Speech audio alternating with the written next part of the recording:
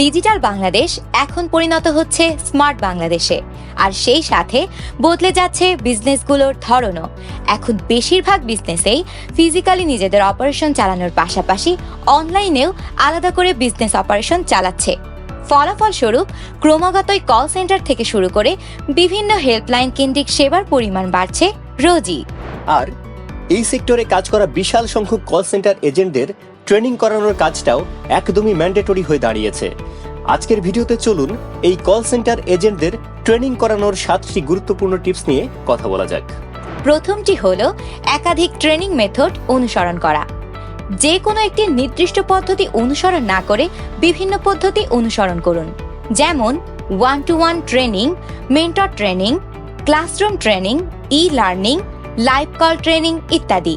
এতে করে আপনার ট্রেনিংয়ে যেমন ভেরিয়েশন আসবে, তেমনি আপনার ট্রেনিরাও বিভিন্ন ধরনের কল সেন্টার সার্ভিস ম্যানেজমেন্টে হয়ে উঠবে দক্ষ। দ্বিতীয়টি হলো ট্রেনিদের মনোযোগ ধরে রাখা।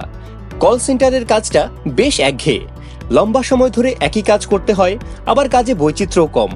কিন্তু এর মানে তো আপনার ট্রেনিং একঘেয়ে হবে এমন না, তাই না?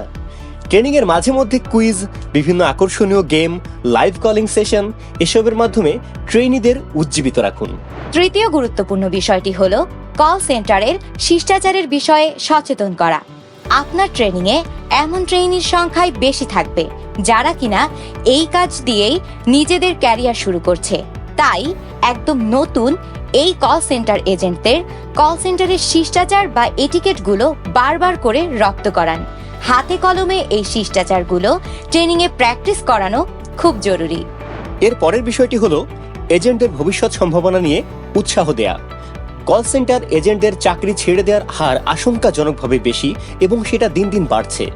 মূলত নির্দিষ্ট ক্যারিয়ার ম্যাপিং না থাকা এবং ভবিষ্যৎ সম্ভাবনা সম্পর্কে না জানার ফলেই এমনটা ঘটছে। তাই ট্রেনিং এর ফাঁকে এজেন্টদের সাথে ভবিষ্যৎ সম্ভাবনা নিয়ে কথা বলুন। পঞ্চম কাজটি হলো কোয়ালিটি কন্ট্রোল করা। ট্রেনিং এর ক্ষেত্রে কোয়ালিটি কন্ট্রোলের কাজটি ভালোভাবে অনুসরণ করুন। এজেন্টদের বিভিন্ন ডেমো কল করতে দিন, ভুল ত্রুটিগুলো শুধরে দিন, প্রত্যেককে কাজের কোয়ালিটি অনুযায়ী মার্কিং করুন। ষষ্ঠ বিষয়টি হলো সঠিক বেঞ্চমার্ক নির্ধারণ করা। একটি সাকসেসফুল কলের জন্য সঠিক বেঞ্চমার্ক আসলে কি সেটি নির্ধারণ করুন এবং এজেন্টদের বুঝিয়ে দিন। যেমন একজন টেলিসেলস এজেন্টের জন্য আলটিমেট সাকসেস বা বেঞ্চমার্ক হলো সেলস জেনারেট করা। আবার সার্ভিস এজেন্টের ক্ষেত্রে বেঞ্চমার্ক হলো সাকসেসফুলি ক্লায়েন্টের সমস্যার সমাধান করা। এভাবেই এজেন্টদের জন্য সাকসেসফুল ফোন কলের বেঞ্চমার্ক নির্ধারণ করুন।